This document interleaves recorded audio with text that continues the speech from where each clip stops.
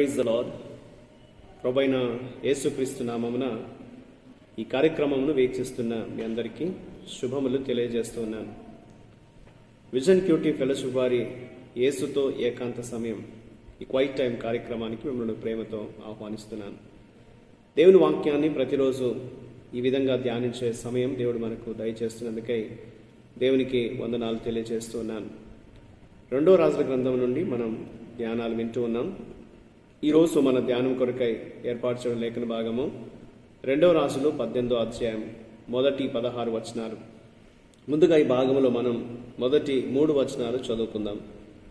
ఇశ్రాయేలు రాజును ఏలా కుమారుడైన హోషేయ ఏలుబడిలో 3వ సంవత్సరమందు యూదా రాజును ఆహాజు కుమారుడనైన హిజ్కియా ఏలనారంభించెను. అతడు ఏలనారంభించినప్పుడు 25 ఏండ్ల వాడై యెరూషలేమునందు 29 సంవత్సరములు ఏలెను. అతని తల్లి జకరియా కుమార్తె, ఆమెకు అబి అని పేరు.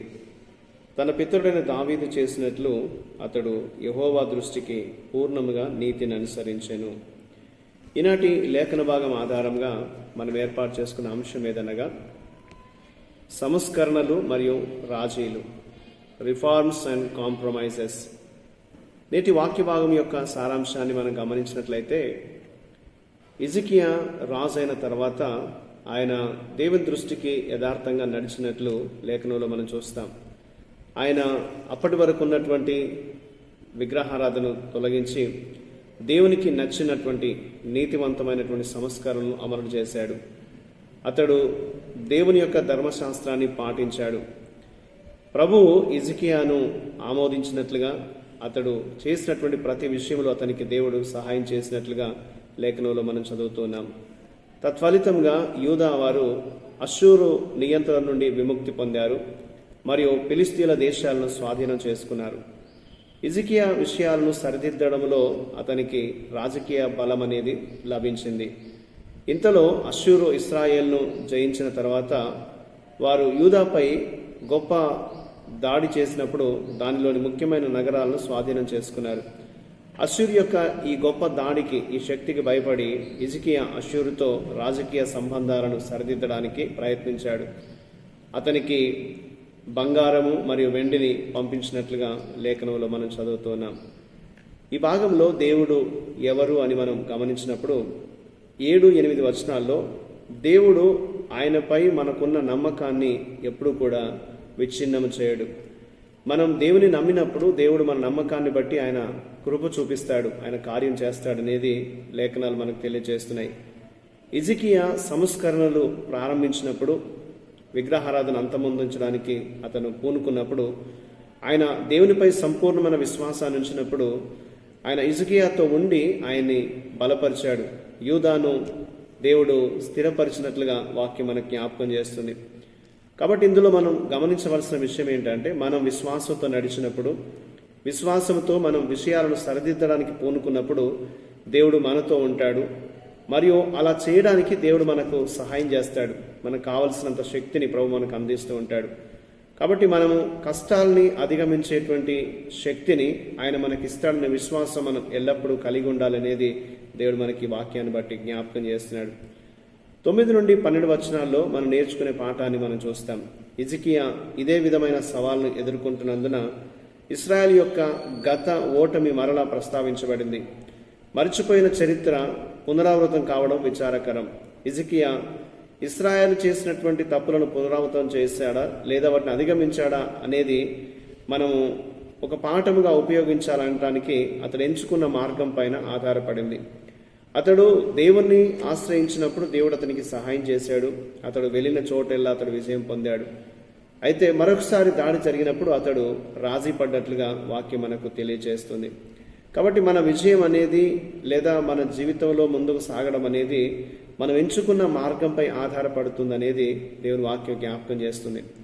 దేవుని మనం నమ్మడం, మనం దేవునిపైన విశ్వాసం ఉంచడం మన జీవితంలో మనం కొనసాగించగలిగితే మనం ఎదుర్కొన్నటువంటి ప్రతి పరిస్థితిలో కూడా దేవుని సహాయాన్ని పొందగలుగుతూ ఉంటాం. ఒకవేళ మనం దేవుని మార్గం నందు మనము విశ్వాసం ఉంచక దేవునిపై మనం ఆధారపడక ఉన్నట్లయితే మనము దానికి తగినటువంటి ప్రతిఫలాన్ని పొందుతామనేది దేవుడు మనకు ఈ లేఖనంలో జ్ఞాపకం చేస్తున్నాడు. హిజ్కియా విశ్వాసం ఉంచాడు, సంస్కరణ చేశాడు, దేవునిపై ఆధారపడి జీవించాడు. దేవుడు అతనికి తోడుగా ఉన్నాడు. మన జీవితాల్లో కూడా మనం దేవుని ఆశ్రయించినంత కాలం, దేవుని మార్గంలో నడిచినంత కాలం దేవుడు మనల్ని విడిచిపెట్టడు అనేది దేవుని వాక్యం తెలియజేస్తుంది. ఆయనపై మనకున్న విశ్వాసాన్ని దేవుడు ఎప్పుడు కూడా ఆయన విచ్ఛిన్నం చేయడు. ఆయన విశ్వాసాన్ని బట్టి మన కార్యాలు చేస్తాడు అనేది దేవుని వాక్యం మనకి జ్ఞాపకం చేస్తుంది. కాబట్టి మన అనుదిన జీవితంలో ఎలాంటి మార్పు మనం కావాలని కోరుకుంటూ ఉన్నాం, ఎటువంటి సంస్కరణలు మనము చేయడానికి, సరిదిద్దడానికి మనం ఇష్టపడుతున్నాం. ఒకవేళ మనం సరిచేయడానికి ఇష్టపడుతున్నప్పుడు దేవునిపై ఆధారపడినట్లయితే దేవుడు మనకు తగినంత శక్తిని ఇస్తాడని నమ్మకం ఉంచి ముందుకు సాగాలి. మనకింకా మరలా ఎటువంటి తొందరలు ఎదురవుతున్నా సరే మనం పూర్తిగా దేవునిపైన ఆనుకొని జీవించాలి అనేది దేవుడు జ్ఞాపకం చేస్తున్నాడు. అంటే సంస్కరించినటువంటి మన జీవితాలు మనం ఎన్నడూ కూడా మరలా రాజీ పడే విధానానికి వెళ్ళకూడదు అనేది దేవుడు మనకు ఈ వాక్యాన్ని బట్టి జ్ఞాపకం చేస్తున్నాడు. కాబట్టి ఈ రోజున మనందరం కూడా దేవుణ్ణి కలిగి జీవిస్తూ, ఆయన వాక్యాన్ని అనుసరిస్తూ, దేవుడిచ్చేటువంటి ఆ కృపను మనం పొందుకొని, శక్తిని పొందుకొని ఈ యొక్క విశ్వాస ప్రయాణంలో సాగిపోవాలనేది దేవుడు మనకి ఈ వాక్యాన్ని బట్టి తెలియజేస్తున్నాడు. ఆ రీతిగా దేవుడు మన అనుదిన జీవితంలో మనకు సహాయం చేయనట్లు దేవుని మనం ప్రార్థన చేద్దాం. మా ప్రియ పరలోకపు తండ్రి, మా ప్రభువా, మీకు వందనాలు. మా హృదయాలు, మనసులు క్రీస్తులో పునరుద్ధరించబడటకు సహాయం చేయండి.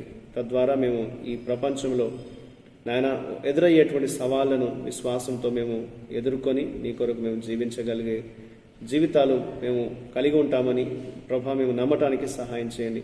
మీ కృప ద్వారా మమ్మల్ని నడిపించి మహిమ పొందమని యేసుక్రీస్తు నామమున ప్రార్థిస్తున్నాను తండ్రి, ఆమేన్. ప్రియులారా, మీరు సమయం తీసుకొని ఈ వాక్య ధ్యానాన్ని విన్నందుకు మీకు ప్రత్యేక వందనాలు.